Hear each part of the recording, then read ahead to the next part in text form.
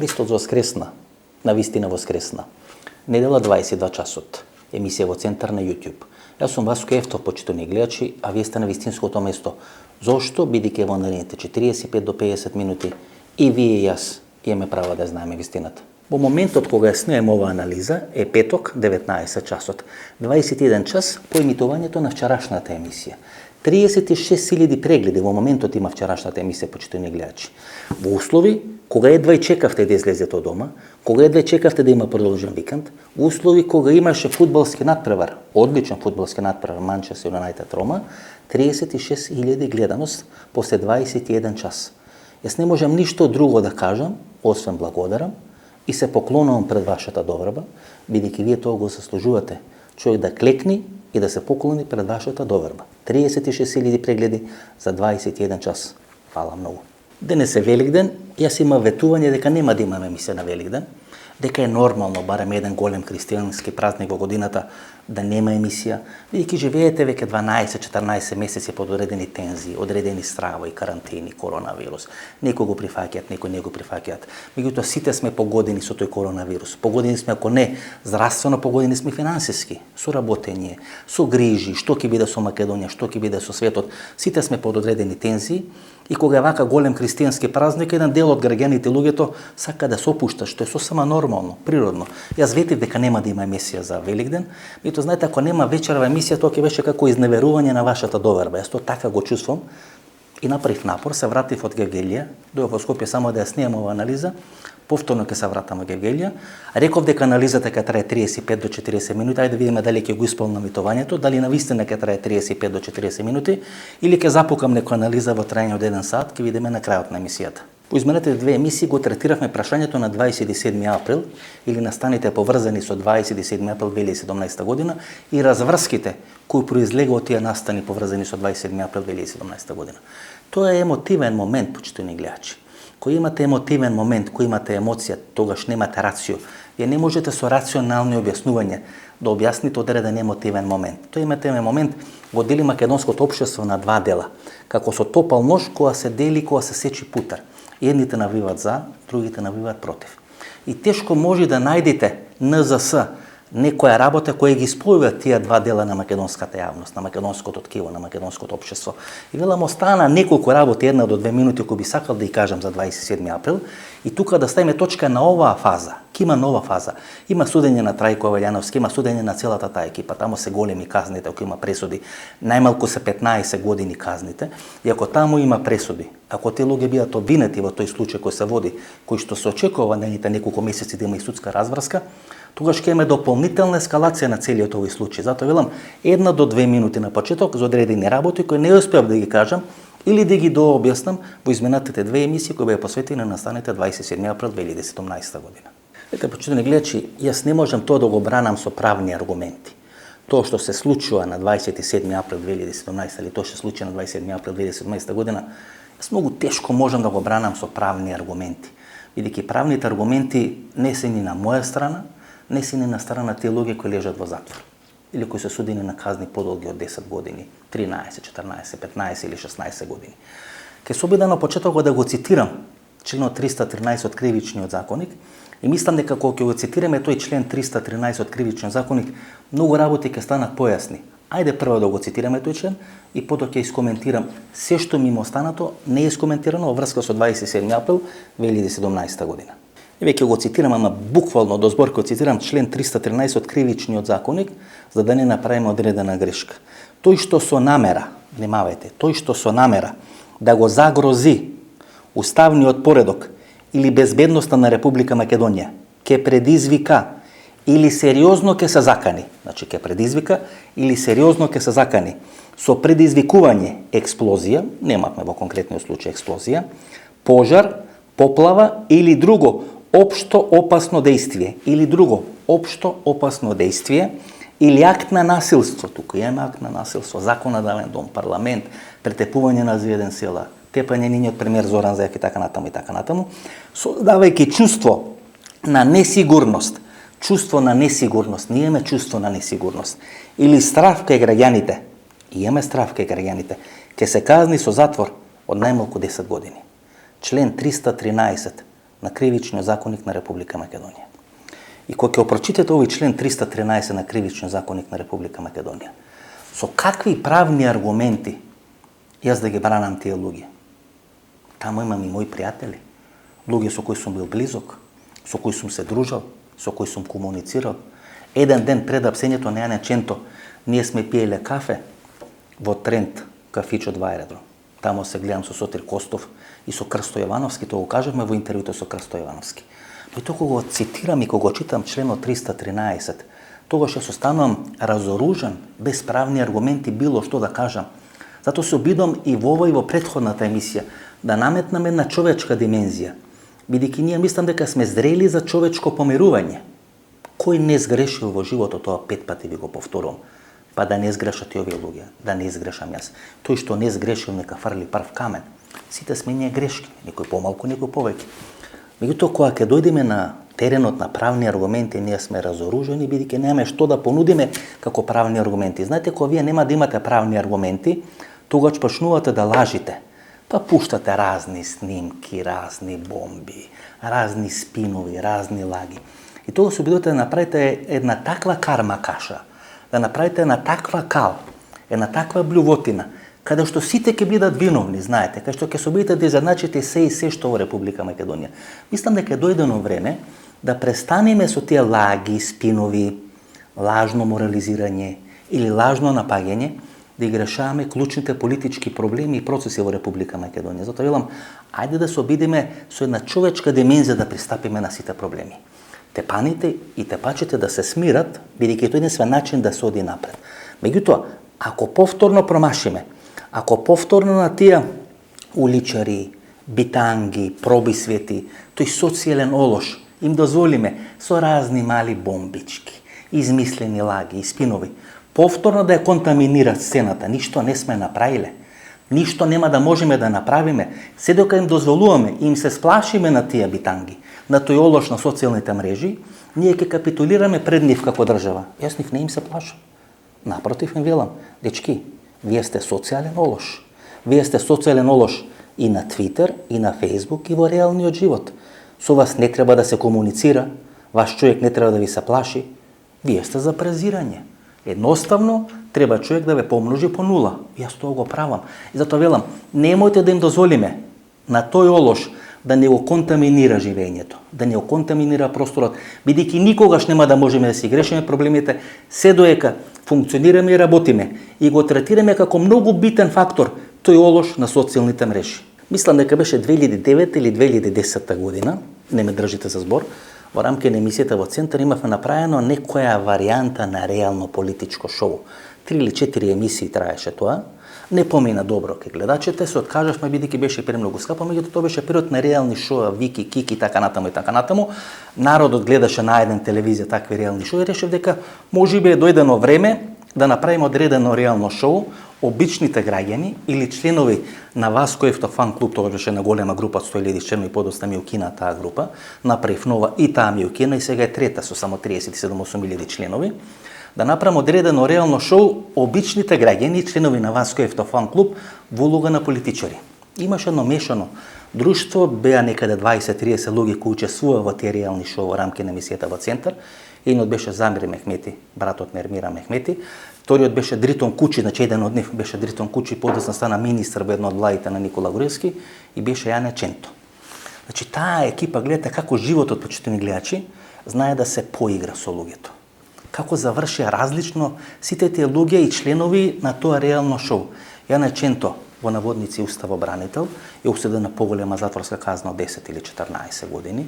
Замир Мехмети беше дел на шарена револуција, а беше најдобар од сите учесници во тоа реално шоу. Јас мислев ќе направи една блескава политичка кариера, бидејќи беше многу талентиран за политика, многу повеќе од сестра му Ермира Мехмети, а Дритон Кучи стана министар во владата Никола Груевски. Никош не сме се виделе подоцна со Дритон Кучи. И затоа тоа го кажам за да кажам дека со овие луѓе се знам. Тие луѓе мене ми се пријатели. И кога ќе побарам некоја амнестија за нив, јас тоа не го правам ко новинар, си дозволувам понекогаш во моите емисии како човек да реагирам, и кога ќе речам дека треба да се вратиме 10 или 15 години наназад. Ние до 2007-2008 година бевме горе-доле нормална држава. После Букуреш нас не се случило ова. Некаде до 2007 година беше ерес да се забрани политичка емисија. Ко мене ми беше прв пат забраната политичката емисија, тоа беше досието премиер број 1, беше досие премиер 1 и досие премиер број 2. Тој 2007 година на власт е Никола Груевски, јас сум на Канал 5 телевизија кај што газда Емил Стојменов. Тоа беше шок. Таа 2007 година беше ерес да се забрани политичка емисија, да не се емитува политичка емисија. Подоцна стана нормално. Подоцна стана нормално двете политички партии да си имат своји телевизии и да гостуваат на своји телевизии, да гостуваат кај своји новинари. Значи од 2007-2008 година наму ние ги изгазивме демократијата, јавното мислење, медиуми, новинари, јавност, бизнис и така натаму и така натаму. Направивме карикатура држава. Не дека до 2007 година било идилично, дека било све идеално, дека течеле мед и млеко, дека имало бели или црвени ружи. Меѓутоа сепак беше по-нормална држава. Од 2007-2008 година реално Никола Груевски ја разори демократијата во Република Македонија. Тие приказни сега дека Никола Груевски паднал од власт бидејќи бил премногу демократичен. Па бела ми е косата. 4 емисии се забранети во мандатот Никола Груевски. 4 емисии се забранети. Немаше телевизија каде што не им беше забранета емисијата. Емисија која била најгледана секаде каде што се емитувала. И тоа прв пат се случи 2007 година. И затоа велам, ние треба да се вратиме тамо некаде 2007-2008 година, да се помириме, да си даеме рака, да речеме да сме грешеле. Меѓутоа сега е време кога Република Македонија веќе не може да живее со тие конфликти. Тие внатрешни конфликти помеѓу СДСМ и ВМРО се така драматични, така големи, така тешки, што мене ми се чини дека се тешко решливи. Тешко може мостови да се изградат помеѓу тие две структури. Едно време мисля дека тешко се градат мостови помеѓу македонците и албанците. Меѓутоа во изминатите 10-15 години разликите помеѓу македонците стана многу поголеми од разликите помеѓу македонците и албанците.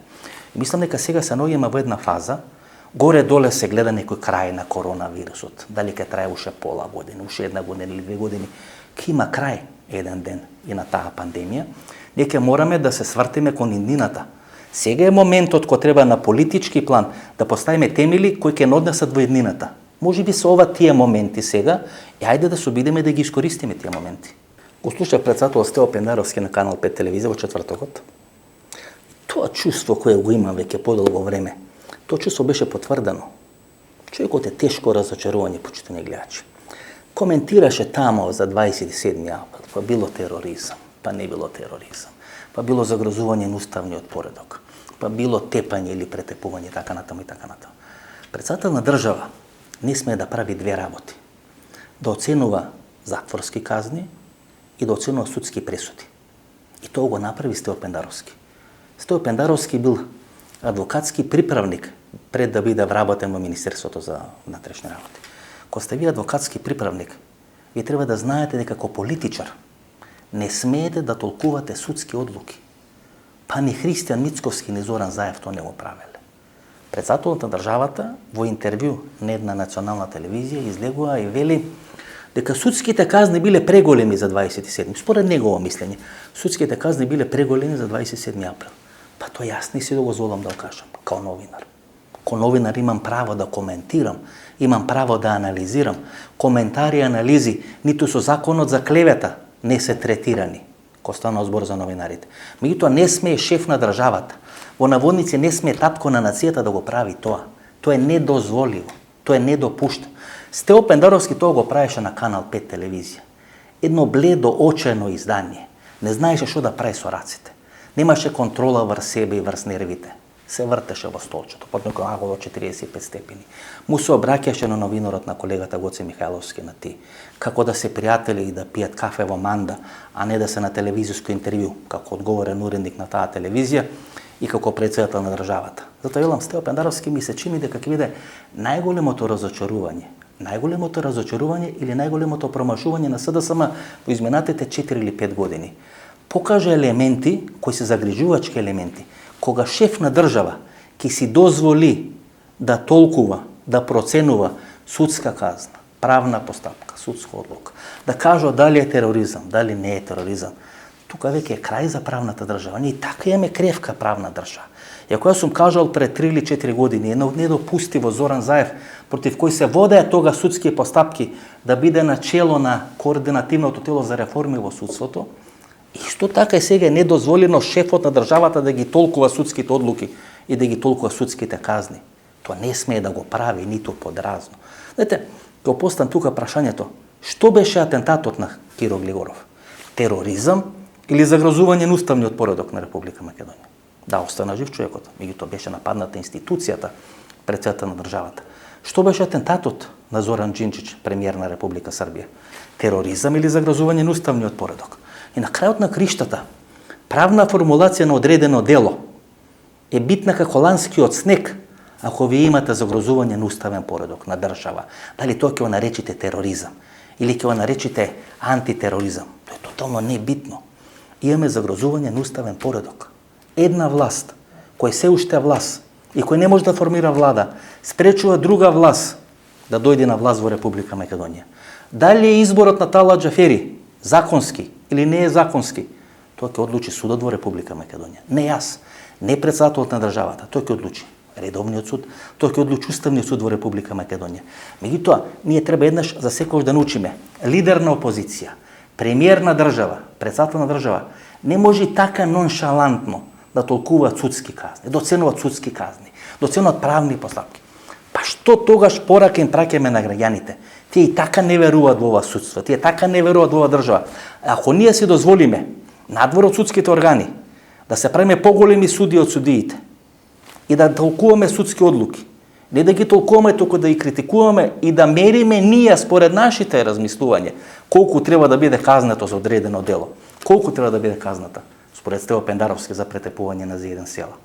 Или колку треба да биде казната за Игор Јук? Што носеше Игор Јук во рацете? Цвеќе? Штафета на младоста? Што се случи во парламентот на 27. И како може шеф на држава да си дозволи да толкува судски одлуки? По петти пат ја поставам истата теза. По петти пат го поставам истото прашање. Бидејќи знаете, може би од Зоран Заев сум го очекувал тоа. Може би од Христијан Мицкоси сум го очекувал тоа. Но некој кој има завршено правен факултет, бит адвокатски приправник и подосна од адвокатски приправник е избран да биде вработен во Министерството за внатрешни работи, прави одредена политичка кариера, која цело време му е поврзана со полицијата, на крај станува председател на државата, не смее да си дозволи да толкува судски одлуки, посебно не во интервју за национална телевизија. Тоа она што сакам да кажам. Разочарувачко интервју, крајно разочарувачко интервју. И ако некој сум помислил дека можеби се гледа крајот на ова наша тиња, на ова наша некоја нестрекна епопеја во која живееме, после некои вакви интервјуи, вакви изјави, станом не разочаран, видите, јас имам 50 кусур години, што може мене у животот да ме разочара? Не го гледам дека сме многу подалеку од крајот на тунелот, отколку што сум мислел пред да погледам некој интервју. Затоа велам, кога ќе излезете на телевизија, кога ќе излезете на интервју, треба да сте свесни дека ве гледаат 30, 40, 50, 60, 100.000 луѓе. Дека вие им се обраќате на тие луѓе. Тие луѓе ви веруваат помалку или повеќе. Но тие луѓе сакаат да слушнат нешто од вас, посебно ако сте највисока институција на државата. И вие ако како највисока институција на државата си дозволите така ноншалантно од рака да делите, толку треба да биде казна, ова треба да се случи, не е тероризам. Па тога што треба да прават некој тамо председател на СДСМ или на ВМРО ДПМН во Конопишта или не знам во Росоман и така натаму и така натаму. Па вие праќате порака дека секој кој има малку власт во државата може да си дозволи да се наметне врз останатите власти во државата. Па затоа е поделена власта во државата, законодавна, судска, извршна, така натаму и така натаму. Бидејќи ние сме неспособни да можеме да владееме согласно ингеренциите кои ни се ставени на располагање. И затоа е поделена власта. И ако ние сега си дозволуваме од позиција на сила, од позиција на моќ или од позиција на некој битен фактор од државата да се наметнуваме врз останатата власт во државата, тоа е судската власт во конкретниот случај, тогаш како можеме да говориме за правна држава во Република Македонија? Ако нема правна држава во една држава, тогаш таа не е држава, тоа е баш и бозук. Тоа сакав да ја кажам. Ви реков, почитувани гледачи, беше критикон Зоран Заев, беше критикон Христијан Мицкоски, беше критикон Радмила Шекеринска, Бранко Царенковски, Александар Николовски. На сите ќе им дојде редот, еве сега му дојде редот во вечерашната емисија на Стево Пендаровски. Можеби ќе се налути, можеби нема се налути, сме били пријатели некаде пред 10-15 години, кога беше адвокатски приправник или беше пред 20 години. И знаете, Стево Пендаровски ми личи помалку на оние холивудски старлети, кои стареат и тешко ја прифаќаат староста. Како Елизабет Тейлор, како Заза Габор, првенствено како Заза Габор, начукале 6 или 7 брака, доаѓаат 55-60 години, гледаат дека стареат и тешко ја прифаќаат староста. Прават 5-6 пластични операции, имат 7 брака за себе и никако да се соочат дека остарале. И дека тоа што го правеле на 20 или на 30 години, не може да го прават на 60 или на 70 години. Представете, ако сакате да толкувате судски одлуки, ако сакате да толкувате судски казни, тогаш откажете се од функцијата председател на државата. Бидете повторно политички аналитичар, тогаш ќе може тоа да го правите. Нема никаков проблем, ова е демократска држава, да забранува емисии, да прави демократски фаули, но сепак е демократска држава. Откажете се од функцијата председател на Република Македонија, бидете повторно политички аналитичар, ќе ве викнам во емисијата, па тогаш можете 2 сати да ја толкувате сите судски одлуки во Република Македонија. Знаете, почитувани гледачи, чуден е тој триаголник. Стево Пендаровски, Христијан Мицковски и Зоран Заев. Тоа е некој љубовен триаголник кој постојано се менува. Час се караат, час се мират, час се како во некоја турска серија, со разни сплетки, со разни подметнувања, со разни принципиелни или непринципиелни коалиции. И за да можеме да ја разбереме политичката разврска или политичката криза или политичките случувања во Република Македонија, какви се и во кој правец којот, мислам дека треба да го разглобиме тој триаголник. Стево Пендаровски, Христијан Мицковски, Зоран Заев. Ајде во наредните неколку минути, преку 5 или 6 тези, да се обидиме правилно да го дефинираме тој триаголник и да процениме како во наредните 3, 4, 5 месеци, 3, 4 или 5 години ќе се развиваат односите во тој триаголник. Стево Пендаровски, Зоран Заев и Христијан Мицковски. Под број 1, Христијан Мицковски не ја разбра, а и нема капацитет да ја разбере пораката која му ја кажа во оваа емисија пред 2 години. Тоа е дека најбрзиот пат до негово враќање на власт во Република Македонија е преку председателската резиденција на Стево Пендаровски. Пред 2 години. Значи, тоа може да го видите во емисија во Центар. Тој каже на емисија во Центар, кажани се 4 или 5 точки што треба да направи Христијан Мицковски за да се врати брзо на власт или да дојде на власт во Република Македонија.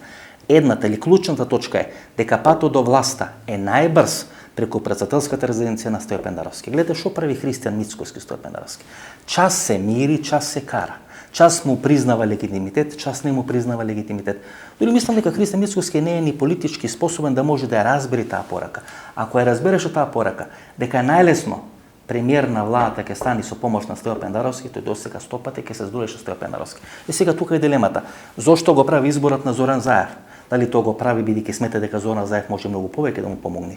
Прво да се бетонира во врвот на ВМРО да помане, а подосна да дојде на власт во некој договор со Зоран Заев, да бидат некоја малцинска влада, да бидат некоја широка влада или некоја била која друга форма на владена коалиција, или пак е уценет од Зоран Заев, од Вице Заев, имат бомби за него, имат некои компрометирачки материјали и така натаму и така натаму. Може би има одредени финансиски привилегии, може би по некоја струмичка линија соработуваат, имат одредени тендери, бизниси и така натаму, значи не знам. Меѓутоа дилемата е следна. Ако одбирате вие да комуницирате и да соработувате со Зоран Заев, а не со Стево Пендаровски, тогаш или не разбирате политика, или пак сте уценети, купени или сте направили одредени финансиски договори со спротивниот играч во врвот на СДСМ. Тоа е Зоран Заев. Значи помеѓу Зоран Заев и Стево Пендаровски, Христијан Мицковски одбра или беше принуден да одбери да игра со Зоран Заев. Стево Пендаровски и Зоран Заев никогаш не се сакале. Не се сакаат денес. Не се сакале 2019 година, кога Стево Пендаровски беше избран за председател на Република Македонија. Не се сака ни 2014 година, кога Стево Пендаровски ги изгуби председателските избори и не стана тогаш председател на Република Македонија.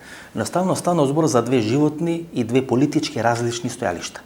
Стево Пендаровски добро сваќа дека за да може да биде битен фактор на политичката сцена, а не да биде фикус кој Георги Иванов, мора постојано да кокетира или со Зоран Заев или со Христијан Мицковски, да ги кара Зоран Заев и Христијан Мицковски и тој да биде балансерот кој ќе може да ги поврза Зоран Заев и Христијан Мицковски. Кога беше побарана таа тет-а-тет средба од Христијан Мицковски, беше прифатена таа тет-а-тет средба од Зоран Заев и кога тие се состана и се сретна во клубот на пратениците, Стево Пендаровски свати дека тој е небитен фактор на политичката сцена. Дека не мора председателот на државата да ги организира тие тет-а-тет средби, туку можат Христијан Мицковски и Зоран Заев меѓусебно, директно да се договарат. Не битен е тука председателот, вишок е тука председателот. Тогаш Пендаровски сваќа дека Зоран Заев и Христијан Мицковски има таен договор, дека тој таен договор функционира, дека во тој таен договор нема место за Стево Пендаровски.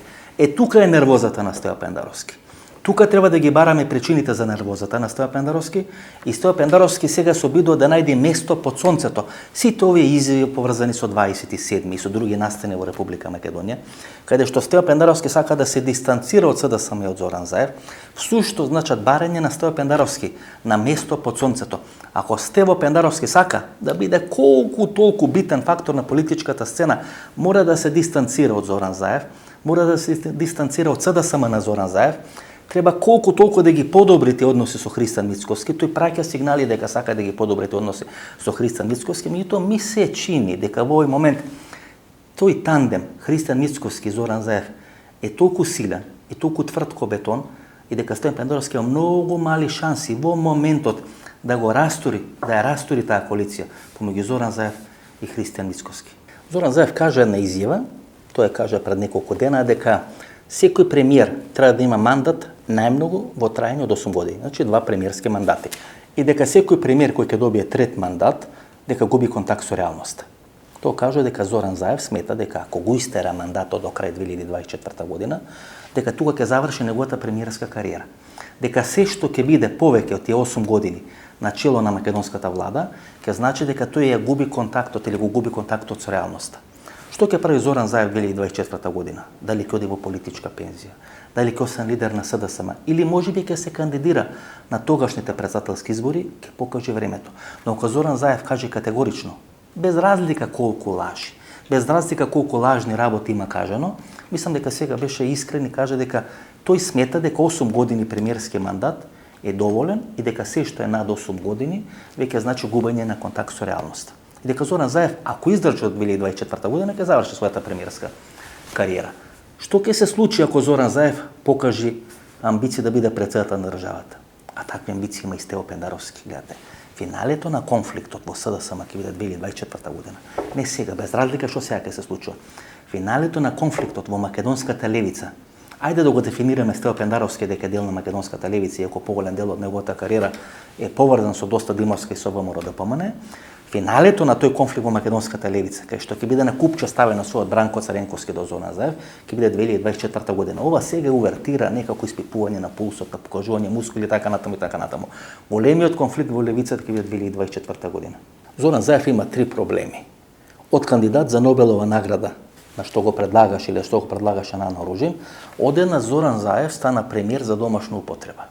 1 или 2 години Зоран Заев не го канат на средби во Брисел, на средби во Париз, на средби во Вашингтон, на средби со големите државници во Европа. Го канат Стево Пендаровски. Зоран Заев треба да се одговори на прашањето, а треба да одговори на македонската јавност. Зошто, господине Заев, не сте канати на такви средби? Што се случи во овие 12 или 24 месеци? Што знаат странците, а не знаеме ние во Република Македонија и зошто вие не сте канети така како што бевте пред 2, 3 или 4 години? Со таква меѓународна поддршка Зоран Заев дојде на чело на македонската влада. Таква меѓународна поддршка уживаше од промена на име, преспански договор, решавање на билатерални односи, решавање на регионални односи. Беше новата звезда на балканското политичко небо. Зоран Заев беше Кисинџер за Александар Вучич. Одеднаш го снема. И сега минатата недела во Брисел беа поканите Александар Вучич, беше поканен Стојан Пендаровски, не беше поканен Зоран Заев.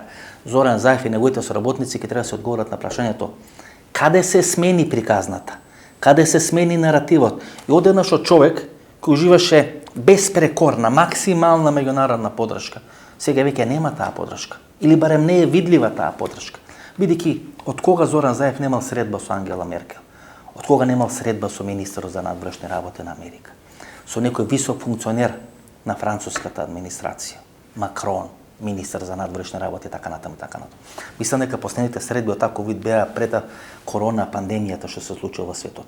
Меѓутоа таа корона пандемија важи како за Зоран Заев, така и за сите премиери и претседатели на држави, не само во регионот, туку секаде низ светот. Зоран Заев како да се наоѓа во една улога во која беше Никола Груевски 2014 година. Таа 2014 година има голема средба на трилатералата во Белград, тоа е некаде есента 2014 година. И на таа голема средба на трилатералата во Белград не е поканет Никола Груевски, поканет е Ѓорги Иванов. 4 или 5 месеци подосна на Никола Груевски му се случуваат бомбите или вистината за Македонија. Не велам дека тоа ќе му се случи на Зоран Заев. Меѓутоа Зоран Заев и екипата на Зоран Заев ќе треба да се дадат одговор. Каде се изгуби таа меѓународна поддршка? А ако постои таа меѓународна поддршка, зошто не е видлива како што беше пред 2 или пред 3 години? Како второ, Зоран Заев сака да ја претвори СДСМ во некоја реприза на Социјалистичката партија на Љубисав Иванов Зинко. Да, СДСМ е многу поголема партија, да, СДСМ и ВМРО не се двете најголеми партии, меѓутоа мислам дека трендовите во СДСМ кои сега се случуваат личат на оние трендови кои беа во Социјалистичката партија во моментот кога Љубисав Иванов Зинко доаѓа на чело на партијата и ја приватизира партијата. Знаете, во еден временски период во таа Социјалистичка партија беше Хари Костов, кој е сега генерален директор на Комерцна банка. Социјалистичката партија имаше свој гувернер, тој Љубе Трпевски. Социјалистичката партија го имаше Благоје Филиповски, кој го има направен најголемиот митинг во македонската историја. Тоа е некаде 90-та година кога се протестираше 150 или луѓе излегува во центарот на Скопје и протестира против политиката на Грција, посебно политиката на Бугарија кон македонското малцинство во Народна република Бугарија, тоа се уште Народна република Бугарија. Мислам дека Зоран Заев точно проценува дека многу побитно му е да биде лидер на СДСМ отколку премиер на владата, бидејќи ако сте лидер на СДСМ, тога сигурно може да правите две работи. Ке имате тендери и пари, тоа го покажува примерот на Мицкоски, ке може да учествувате во разни дупови, гупови и така натаму и така натаму. Ако имате 10, 15 или 20 градоначалници, тоа ќе имате многу поголем бизнис. Бидејќи ВМРО ДПМН и СДСМ се двете најголеми акционерски друштва во Република Македонија. Многу поголеми од Алколуит, многу поголеми од Пивара, многу поголеми не знам од било која друга фирма во Република Македонија. Значи ке има пари, а ниту еден лидер на опозиција не завршил во затвор. Кажете ми еден лидер на опозиција последните 30 години кој завршил во затвор. Завршил кога ќе паднат од власт и кога ќе го изгубат лидерското место во партијата. Така е со Никола Груевски, така требаше да биде случајот и со Владо Бучковски. Се додека сте лидер на партија која се вика СДСМ и ВМРО ДПМН, без разлика дали е власт или опозиција, вие не завршувате во затвор. Затоа нема ниту една ефективна кривична пријава, која е прифатена кривична пријава за Христо Мицкоски, ни за оној одсјеј, ни за она негово фаќање во кафана, за ништо, ни за елем, ни за дадени одредени адвокатски услови на Панче Тошковски, за ништо не е санкциониран Христо Мицкоски. Тоа му е јасно на Зоран Заев. Зоран Заев не е глуп човек и знае дека се дека е на чело на СДСМ, за него ќе важат истите правила на игра како што важат сега за Христијан Мицкоски. И што прави Зоран Заев? Спојува еден најдемократски чин, а тој е избор на чело на СДСМ, согласање на целото членство на СДСМ и приватизација на СДСМ по принципот на Социјалистичката партија на Љубисав Иванов Зинко. Тоа е стратегијата на Зоран Заев. Ако остане премиер, супер до 2024 година, ако не, ќе биде лидер на опозицијата. И ко лидер на опозицијата, и понатаму ќе може да препари, и понатаму ќе може да прави тендери. И никој нема да може да го стави затвор. Зошто? Бидејќи во 30 години ниту еден лидер на опозиција или лидер на двете големи партии не завршил во затвор во Република Македонија. И трето е оној конфликт помеѓу Стево Пендаровски и Зоран Заев, кој треба да ескалира 2024 година, за кој говорев некаде пред 3 или пред 4 минути. Бранко Црвенковски ќе го подгрева и ќе го стимулира тој конфликт. Бидејќи Бранко Црвенковски точно знае дека Зоран Заев и Стево Пендаровски сакаат да добијат претседателски мандат 2024 година. Но за да добијат претседателски мандат, тука е ребусот, тука е равенката. Мора СДСМ да биде власт. Ако СДСМ не биде власт 2024 година, тогаш ни Стево Пендаровски, ни Зоран Заев немаат шанси да бидат избрани на функцијата претседател на Република Македонија. Пендаровски со втор мандат, Зоран Заев со прв мандат. Бидејќи искуството овие 31 година ни покажуваат дека за да бидете претседател во Република Македонија, треба да бидете представник на коалицијата која е на власт. Бидејќи ако немате албански гласови, не може да бидете избрани за претседател на Република Македонија. И ние тука доаѓаме до клучниот пропуст, клучната грешка на Зоран Заев. Тие 630.000 гласови, кои тој ги обезбеди на гласањето за референдум на 30 септември 2018 година, поради противењето на Али Ахмети, поради противењето на Дуи, тој не успеа да ги ефектуира во владина коалиција.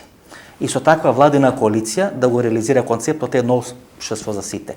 Ако Зоран Заев успееше, каква е да е таа енергија, малцинска, не малцинска, слаба или добра, која беше манифестирана на 30 септември 2018 година, ако некаде 630.000 гласови излегува и гласа за на референдумот, тогаш таа енергија и тој политички капацитет, тој требаше да го трансформира во владин капацитет, во владина коалиција. Само противењето на Али Ахмети и Дуи го невозможи Зоран Заев да го реализира тој свој концепт едно општество за сите. Со помош на Бранко Цренковски, гледате, тоа мириса на Бранко Цренковски, тоа е ракопис на Бранко Цренковски. Насер Зевери и Бранко Цренковски се политички сојузници повеќе од 30 години. Али Ахмети ја прави првата средба со Зоран Заев, дури со посредување на Бранко Цренковски, се уште се тогаш добри односите помеѓу Зоран Заев и Бранко Цренковски. Значи Бранко Цренковски, Насер Зебери и Али Ахмети ја водат кампањата Албанец за премиер. Со Албанец за премиер влакно фалеше Зоран Заев да не биде испратен во политичка пензија. Тоа ќе се случеше на 15 јули, ако Христијан Мицковски знаеше че разбираше политика. Тоа ќе биде финалето на политичката пресметка. Бранко Цренковски знае дека не треба да се чека до 2024 година. Треба да прави конфликти сега и веднаш. Дали ќе успее ќе видиме. Сите овие превирање локални клубови, Стојко Пауновски, Куманово, Радмила Шекеринска, сето тоа е увертира. Финалето ќе биде конфликт Стео Пендаровски и Зоран Заев. Тој конфликт ќе го стимулира, ќе го подгрева како сарма Бранко Цренковски.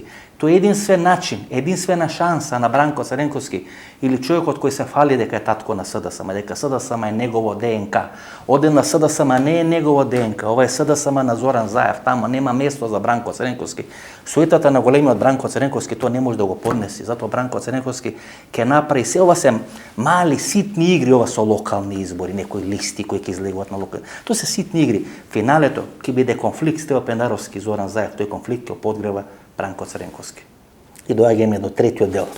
На тој рамнокрак или разнокрак триаголник, Стео Пендаровски, Зоран Заев и Христијан Мицковски. Тие што не го сакаат Христијан Мицковски, ќе рече дека тоа е најмалиот дел на тој триаголник. Меѓутоа, што се каже за Христијан Мицковски, почитувани гледачи? Колку треба да биде некој глуп политичар, денес 2021 година, да отвора случај од кој треба да се крие, треба да бега ко ѓавол од темјан, ко ѓавол од крст, а тоа е случувањето и настаните поврзани со 27 април 2017 година. Па некој треба да му каже на Христијан Мицковски дека само неколку дена после тие случувања на 27 април 2017 година во Република Македонија дојде Хојти и на средба со Ѓорги Иванов и на средба со Никола Груевски.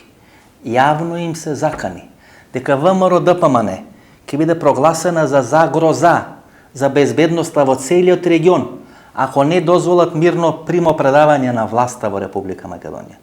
Тогаш организирана таа средба помеѓу Ѓорги Иванов и Зоран Заев, каде што е поишено некои гаранции од страна на Зоран Заев дека тој ќе ги почитува за да може да дојде на власт во Република Македонија. Велам, само неколку дена после настаните на 27 април 2017 година во Македонија доаѓа Хојти и директно им се заканува и на Никола Груевски и на Ѓорги Иванов дека ВМРО ДПМН ќе биде прогласена за партија која ја загрозува безбедноста не на Република Македонија, туку на целиот регион. И колку вие треба да бидете глуп политичар, денес 4 години, или уценет политичар, денес 4 години после 27 април 2017 година да го отварате тоа прашање. По тоа прашање треба да се бега ко ѓавол од крст.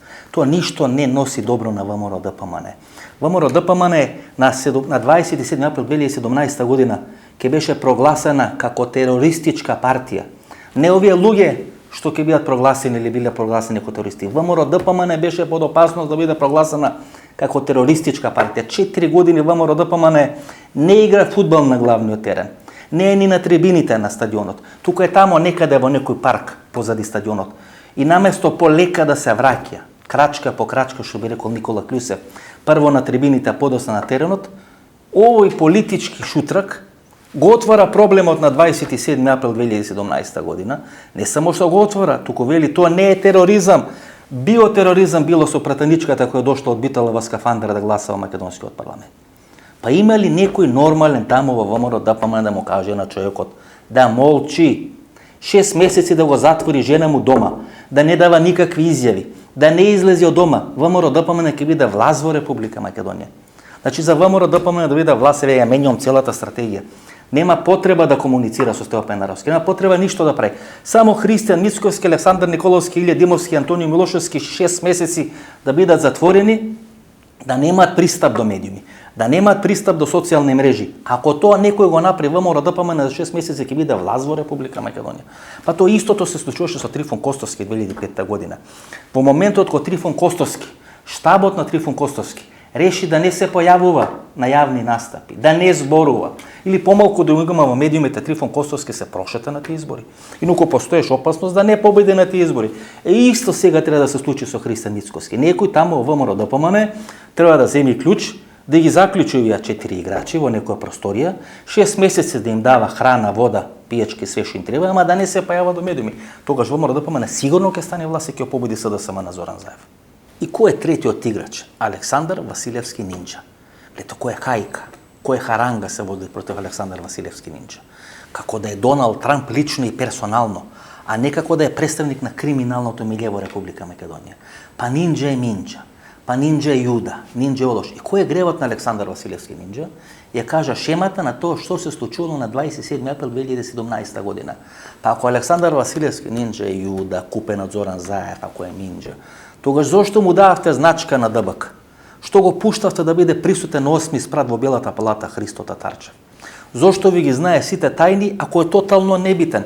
Или проблемот на Нинџа е што кажа, што е кажа шемата, што го прекрши законот на молчање или омерта, и луѓето лежат во затвор, не дека таму ги праќале Мијалков, Чавков, Никола Груевски или не знам кој во ВМРО ДПМН, туку тие лежат во затвор бидејќи прозборал Александар Василевски Нинџа. Такви ли замени на тези ќе правите? Тоа ли сега ќе пробувате да го спинувате во јавноста во Република Македонија? Што е проблемот на Александар Василевски Нинџа?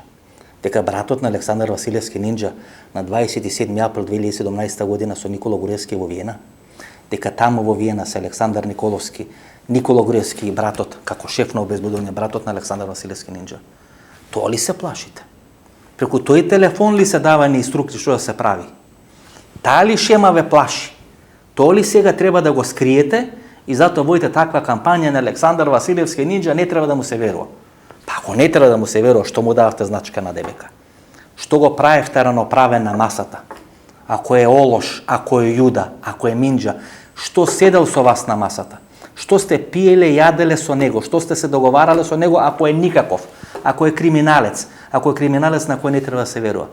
Одеднаш гледате, почитувани гледачи, се јавува една хистерија, и таа хистерија треба да збриши се што размислува различно од оваа структура, која сака да ја врати повторно на сцена приказната за 27 април и да имаме ново историско толкување на тоа што се случи на 27 април 2017 година. Знаете што е проблемот? Проблемот е што има многу живи сведоци кои може да раскажат поинаква приказна од приказната која сака тие да ја пласират во јавноста за 27 април 2018 година. При тоа, таа приказна не треба да ја пласират кај неопределените, не треба да ја пласират кај членството на СДСМ и луѓето кои не гласа за ВМРО ДПМН. Таа приказна треба да ја пласират пред членството на ВМРО ДПМН. Тука е всушност битката која приказна сега ќе му се лансира на членството на ВМРО ДПМН. И тоа ќе има многу битно влијание врз идните политички разврски во врвот на таа партија. Тамо нешто ферментира и тоа толку силно ферментира, затоа е потребна нова приказна за 27 април. Одеднаш се јавува потреба за 27 април да има ново толкување, нова историска приказна, нова обланда, нова форма и затоа ова хистерија, затоа ова нервоза. И затоа секој кој ќе се спротиви на нивната приказна е денунциран. Се води валкана кампања и се води кампања од типот немојте да му верувате, тој е купен, платен, уценат, што ли не. Само тие се честни.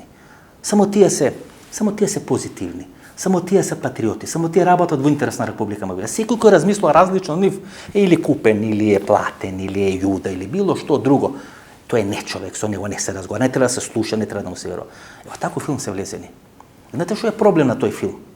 Тој филм заврши на 27 април 2017 година. Па 27 април 2017 година се случи токму поради тој филм, токму поради таква политика. Па ниту една поука да не се излечи после 11 години владење на таков начин. Па ти 11 години владење завршена 27 април, во таа точка пука све. Целата грешка, целата погрешност на таа стратегија пука тој 27 април 2017 година. И ниедна поука не излековте.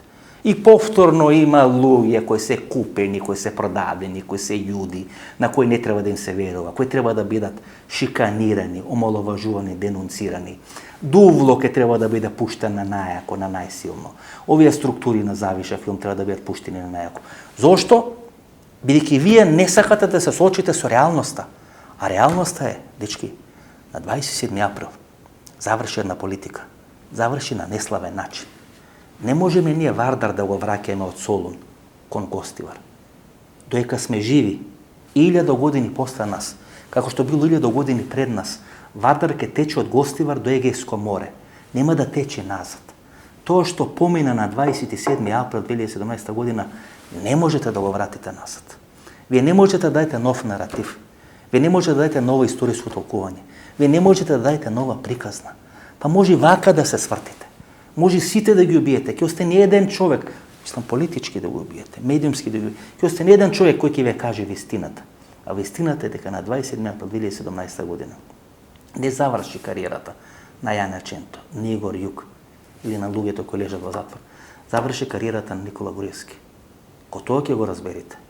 Тоа ќе сватите дека за да победите на било кои избори, мора да расчистите со груевизмот во ВМРО-ДПМН. Во моментот представници на груевизмот во ВМРО-ДПМН се Христијан Мицкоски и Александар Николовски.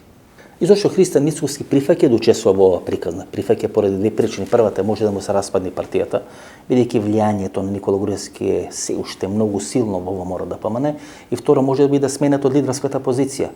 Замената не е Никола Тодоров, замената не е мери од коалицијата, замената е Александар Николовски, човекот кој има канцеларија на 10 метри од канцеларијата на Христијан Мицкоски.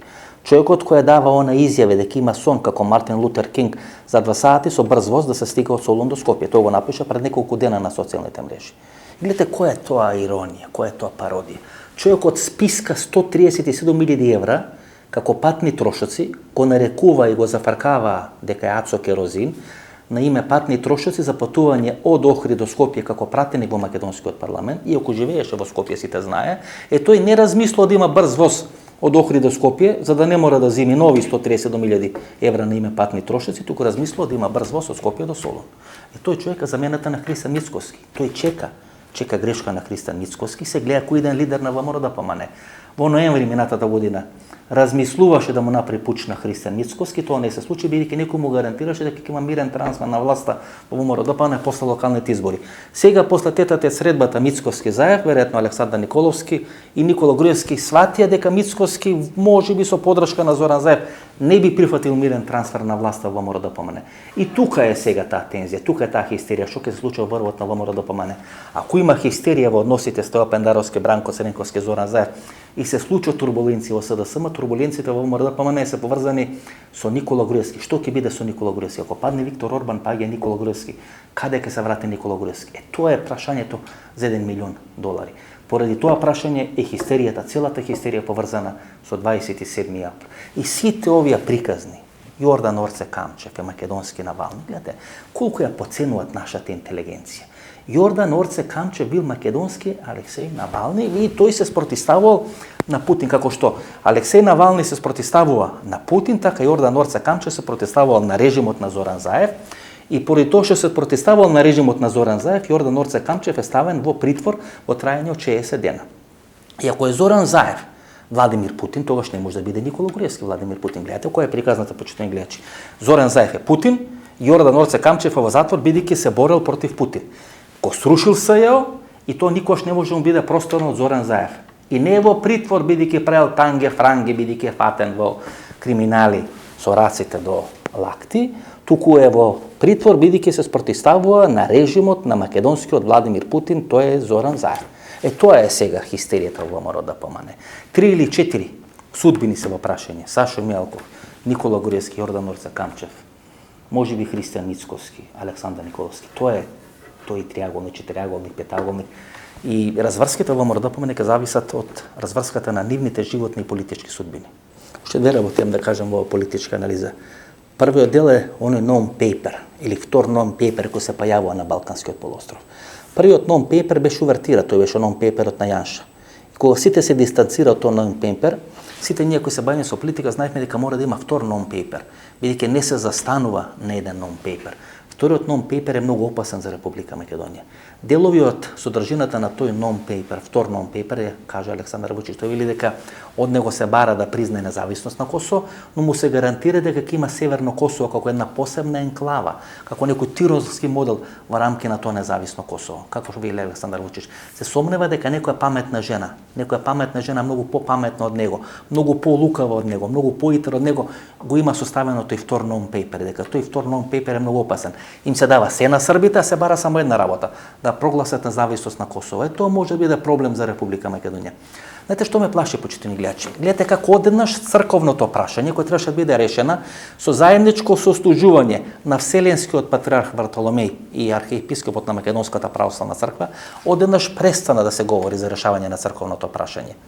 Па дури за мене беше неприфатливо да бидеме признаени како православна црква на Република Северна Македонија, понижувачки да бидеме Македонска православна црква на Република Северна Македонија. Беше многу поприфатливо да бидеме признати како Охридска архиепископија.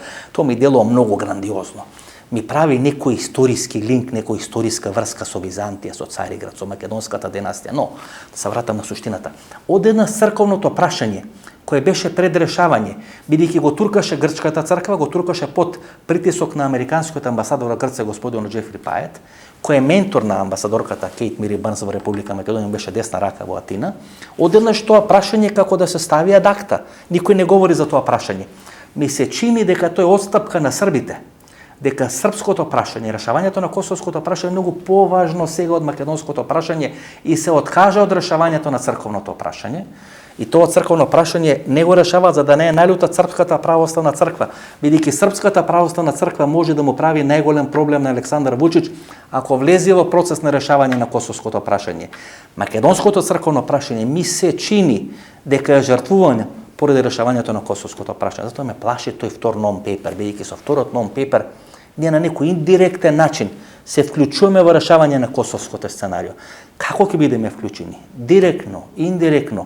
Што ќе се случи со Али Ахмети? Гледате, ја исчистија косовската политичка сцена. Сите команданти на УЧК ги испратија во Хаг или ги пензионира, освен Али Ахмети во Република Македонија. Што ќе се случи во Република Македонија? Дали ќе има некоја нова владина коалиција, некоја нова широка влада? Како тоа нон-пейпер ќе се решава во Република Македонија? Одеднаш во Брисел се поканети и Александар Вучич и Стојан Пендаровски, се враќа Стојан Пендаровски, били загрижене поради содржината на нон-пейперот. Ќе имаме многу турбулентен период. Се плашам дека во тој турбулентен период, со ваква политичка елита, со ваква власт, со ваква опозиција, со вакви медиуми во Република Македонија, ние можеме да станеме монета за подкусурување. И уште едно прашање за крај, почитувани гледачи. Гледате што сега се случува во Црна Гора. Кавачкиот клан, најмокниот клан на Балканскиот полуостров, им се заканува на Дритана Базович и им се заканува на премиерот на Црна Гора дека ќе бидат екзекутирани, дека ќе биде извршен атентат. Еве да прифатиме дека тоа е точно. Тој е најмокниот клан на Балканскиот полуостров. Вториот човек на тој клан, Слободан Кашчелан, е затворен и опсен од црногорската полиција. Првиот човек на тој клан, Радоје Звицар, по дојава од црногорската полиција, успева да пребегне во Албанија, подоцна со авион од Албанија да замине во Јужна Америка. Велам, тој е најмокниот клан. Но внимавајте, ние имаме афера со пасоши.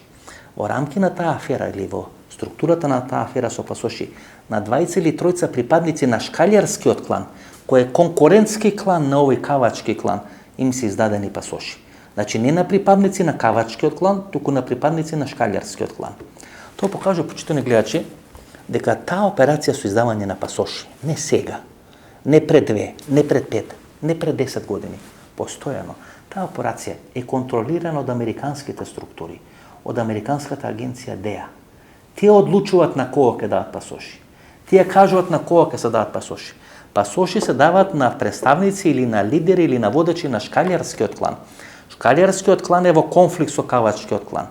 Сега е натерува црногорската влада да ги апси припадниците на Кавачкиот клан.